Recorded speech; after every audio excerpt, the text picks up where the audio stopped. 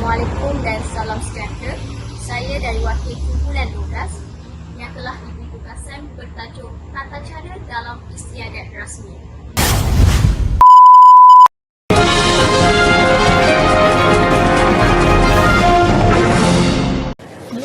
Sementara itu, Majlis Convocation ke-33 Universiti Utara Malaysia UUM akan dilaksana mengikut SOP yang ketat.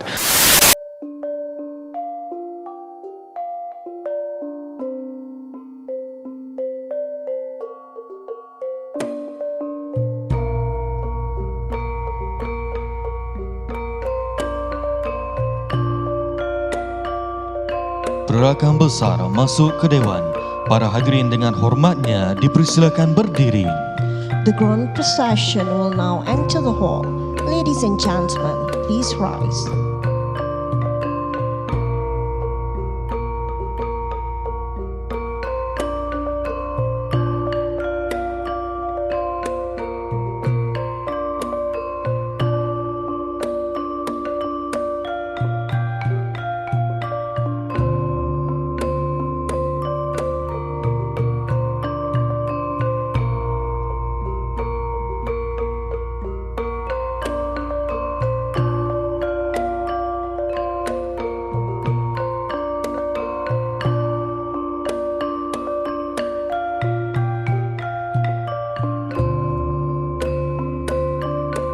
Pergerakan Naib Chancellor masuk ke Dewan.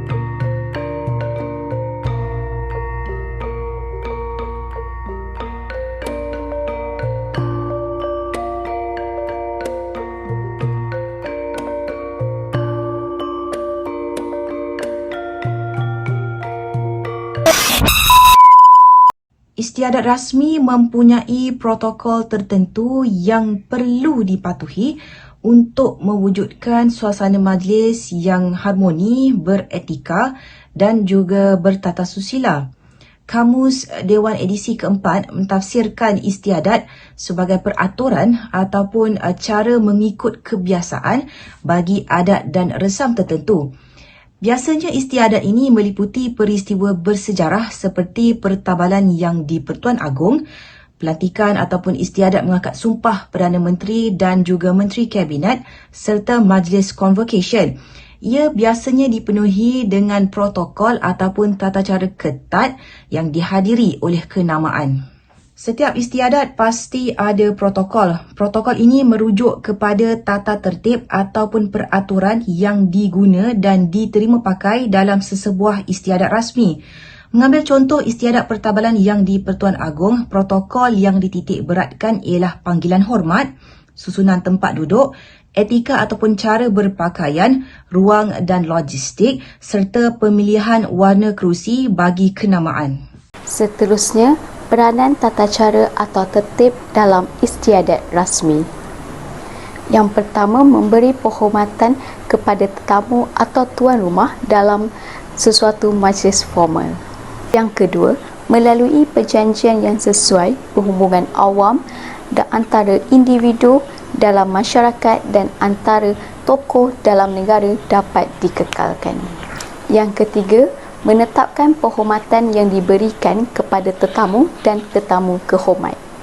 Yang keempat, menetapkan peraturan yang perlu diikuti dan dipatuhi oleh pengatur acara majlis.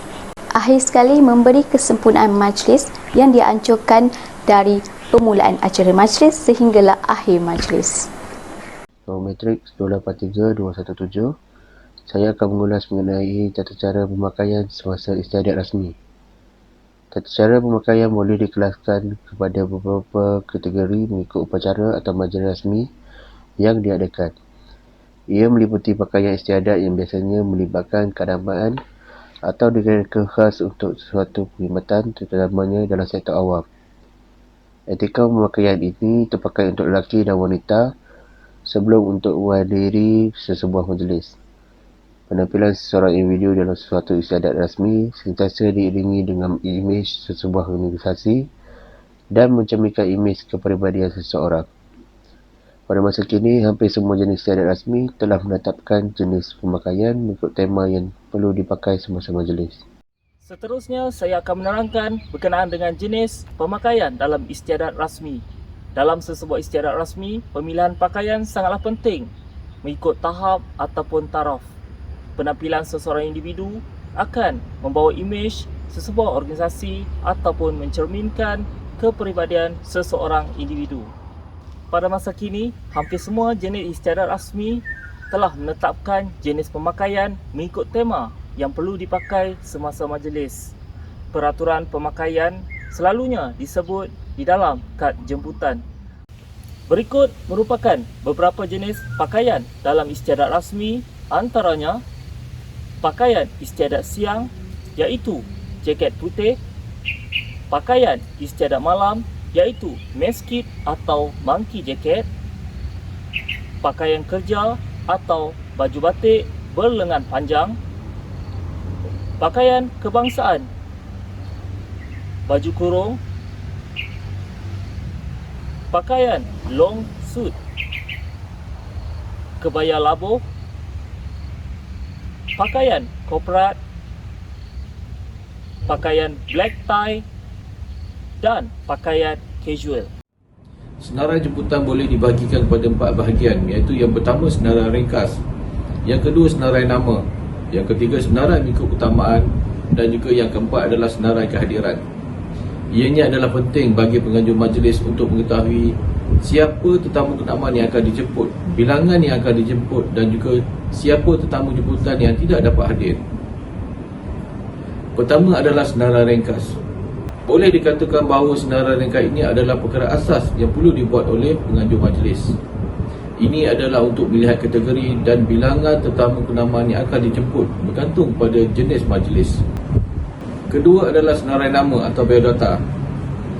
Ianya adalah mustahak dan perlulah mengandungi bukti-bukti diri yang lengkap, nama tetamu jemputan serta pasangan, jawatan, darjah kebesaran jika ada, alamat lengkap pejabat dan rumah, nombor telefon serta nombor telefon pegawai yang boleh dihubungi oleh pihak urusi majlis.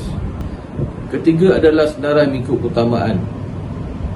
Senarai mengikut keutamaan ini adalah sesuatu yang perlu diambil berat. Lebih-lebih lagi ini adalah majlis istiadat rasmi.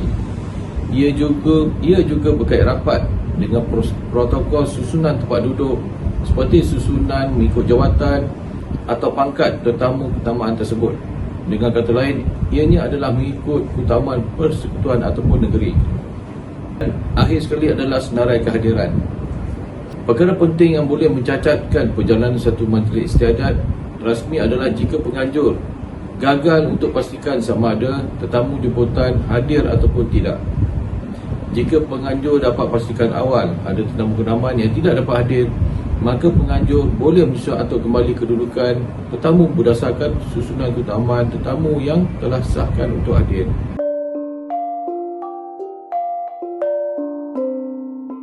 Saya Muhammad Zahid bin Afendi. Nombor matrik 283233 akan menerangkan tentang jenis jemputan. Jenis jemputan terdapat 3 jenis iaitu berseorangan, berpasangan dan juga bercampur. Jemputan secara berseorangan dihadiri oleh tamu kehormat yang hadir seorang diri tanpa isteri. Keutamaan diberikan di pentas khas bermula dari sudut kanan diikuti dengan yang kiri balik ke kanan ke kiri dan berselang-seli. Jumlah adalah terhad kepada angka ganjil iaitu 5, 6 dan 9 orang. Jemputan jenis berpasangan pula ialah isteri kepada tamu kehormat hendaklah duduk di sebelah kiri tempat duduk suaminya. Jemputan jenis ini kebiasaannya dengan jumlah yang genap iaitu 6, 8 dan juga 12 orang. Dan akhir sekali ialah jemputan bercampur. Jemputan jenis ini seringkali dilihat di kebanyakan majlis rasmi kerana jemputan ini tidak memerlukan susunan yang non-formal seperti jemputan yang lain. Saya akan membuat pembentangan mengenai pengurusan majlis. Pengurusan majlis melibatkan 3 perkara, iaitu perancangan, pelaksanaan dan penilaian. Bagaimanapun terdapat juga majlis di mana aktiviti penganalisaan perlu dijalankan sebelum sesuatu perancangan dibuat.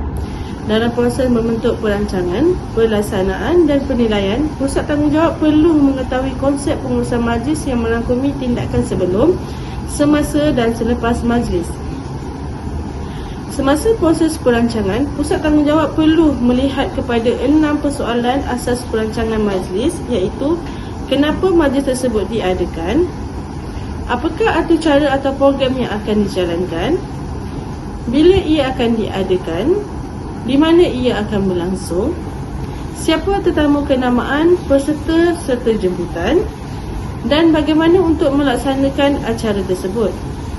Berikut tindakan yang perlu dibuat sebelum majlis, iaitu menyediakan kertas cadangan objektif, peruntukan keuangan, kenal pasti tugas dan tanggungjawab jawatan kuasa, timeline, pelan pemasaran majlis, serta senarai semak.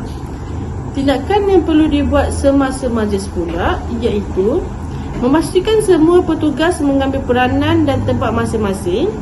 Pengurus acara sentiasa berada di dalam majlis yang sedang berlangsung bagi memastikan perjalanan majlis berjalan dengan lancar, memastikan kehadiran pembaca doa, senarai tetamu jemputan khas yang lengkap, kedudukan tetamu kehormat dan tetamu jemputan khas mengikut susunan protokol.